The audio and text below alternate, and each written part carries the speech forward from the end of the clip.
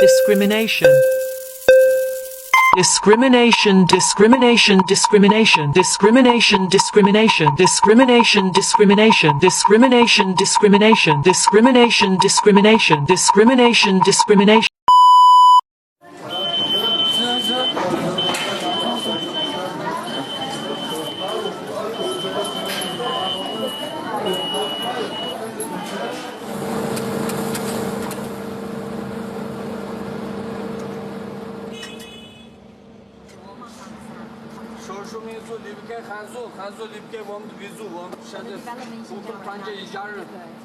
我不知道，我没听过，也没看过那个。我觉得我们新疆就好得很。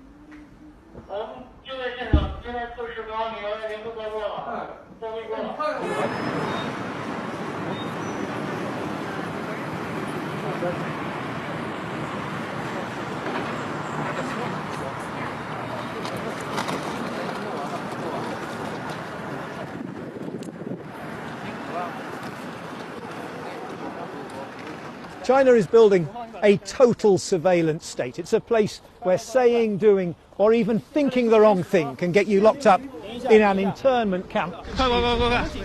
And as you can see, it's a place where foreign journalists are certainly not welcome.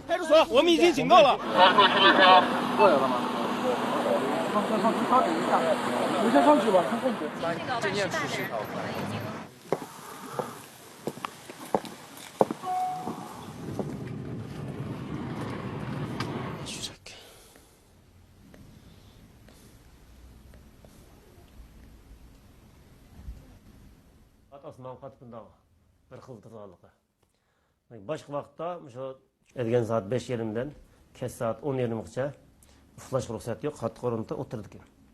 Bichar anam 68 yoshga bir o'qituvchi ana mush jazoni o'taydi ekan. Buni faqat bu mening ayolim yer shariga Uyg'urlab tug'ilgan. Buning jinoyati bor deb qaralsa, dunyoga Uyg'urlab tug'ilgan jinoyati bor. Odatdagi bir tarbiyalash markazi turadi, uningga avvalning o'g'li yada yotadiganligi aniq. Uning yada demak u ayolning qanday kun ko'rayotganligi, hayotning o'ylaylik ma'lum ma'lum. Ayolimning onamninki unda xo'rinlab Xitoyning qishnab o'tirishiga taqdim yetmadi mening. Men shunga o'lim jazosini etib bersin, o'qning pulini men berma deb men dunyoga bayon qildim. Şimdi dediğim gibi 大车长严格检查和分辨。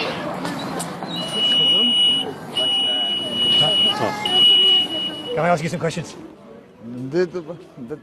Is it difficult to answer questions? 我忙了，忙。They're busy, they say.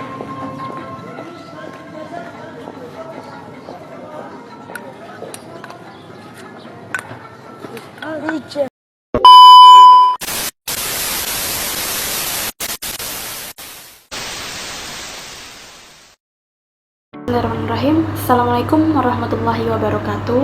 Perkenalkan, nama saya Nur Afia Khair, mahasiswi semester 5 Program Studi Pendidikan Agama Islam dengan NIM 23862302838. Pada video kali ini, kita akan membahas sebuah isu kemanusiaan dan keagamaan yang masih terjadi hingga saat ini, yaitu perlakuan rasisme dan diskriminasi terhadap Muslim Uighur di Xinjiang, Tiongkok, Cina. Isu ini tidak hanya berkaitan dengan politik dan hak asasi manusia, tetapi juga menyentuh aspek psikologis, spiritual, dan kemanusiaan, sehingga penting untuk dikaji dari perspektif psikologi agama dan pendidikan Islam. Muslim Uighur merupakan kelompok etnis minoritas yang mayoritas beragama Islam dan tinggal di wilayah Xinjiang, Tiongkok, bagian barat. dalam beberapa tahun terakhir, hingga tahun 2025 sekarang, komunitas Muslim Uighur dilaporkan mengalami berbagai bentuk diskriminasi sistematik. Di antaranya adalah pembatasan kebebasan beragama, pelarangan praktik ibadah, pengawasan ketat, pemisahan keluarga, hingga penahanan massal di pusat-pusat yang disebut sebagai kamp pelatihan ulang. Banyak laporan internasional menyebutkan bahwa umat Islam Uighur dipaksa meninggalkan identitas keagamaannya, seperti dilarang menjalankan sholat, puasa, mengenakan simbol-simbol Islam, bahkan dibatasi dalam penggunaan bahasa dan budaya mereka sendiri. Perlakuan ini tidak hanya melanggar hak beragama, tetapi juga mengancam keberlangsungan identitas dan martabat kemanusiaan mereka sebagai individu dan kelompok. Dalam perspektif psikologi agama, agama merupakan bagian penting dari identitas diri seseorang. Agama memberi makna hidup, rasa aman, ketenangan batin, serta menjadi sumber kekuatan dalam menghadapi kesulitan. Ketika sebuah kelompok dipaksa meninggalkan keyakinan dan praktek agamanya, maka yang terganggu bukan hanya kehidupan sosial, tetapi juga kesehatan mental dan spiritual. Pada kasus Muslim Uighur, diskriminasi dan tekanan terhadap praktek Islam dapat menimbulkan krisis identitas religius, trauma psikologis, kecemasan, rasa takut, dan kehilangan makna hidup. Individu yang tidak dapat menjalankan ibadah dengan bebas berpotensi mengalami konflik batin antara keyakinan pribadi dan tekanan eksternal. Dalam jangka panjang, kondisi ini dapat melemahkan ketahanan mental dan spiritual komunitas tersebut. Psikologi agama juga menjelaskan bahwa ketika agama ditekan, justru bisa muncul dua reaksi ekstrim. Sebagai individu menjadi sangat tertekan dan pasrah, sementara sebagian lainnya bisa berkembang rasa kemarahan dan ketidakpercayaan terhadap pihak lain. Oleh karena itu, diskriminasi keagamaan tidak hanya berdampak pada korban, tetapi juga berpotensi memicu konflik sosial yang lebih luas. Solusi untuk menghadapi persoalan diskriminasi keagamaan seperti yang dialami Muslim Uighur, diperlukan solusi yang menyeluruh dan berkelanjutan. Yang pertama, penguatan kesadaran hak asasi manusia di tingkat global. Masyarakat internasional perlu terus mendorong dialog, advokasi, dan pengawasan agar kebebasan beragama dihormati sebagai hak dasar setiap manusia. Yang kedua, pendekatan kemanusiaan dan psikososial. Korban diskriminasi keagamaan itu membutuhkan dukungan psikologis dan spiritual agar mampu pulih dari trauma serta mempertahankan identitas diri secara sehat. Dan yang ketiga, pendidikan toleransi dan moderasi beragama. Pendidikan menjadi kunci utama untuk mencegah diskriminasi serupa terjadi di masa depan. Dengan pendidikan yang tepat, generasi muda dapat tumbuh menjadi pribadi yang menghargai perbedaan dan menjunjung tinggi nilai kemanusiaan. Peran kita sebagai pendidik PAI dalam konteks ini, pendidik PAI itu memiliki peran yang sangat strategis. Yang pertama, peran edukatif.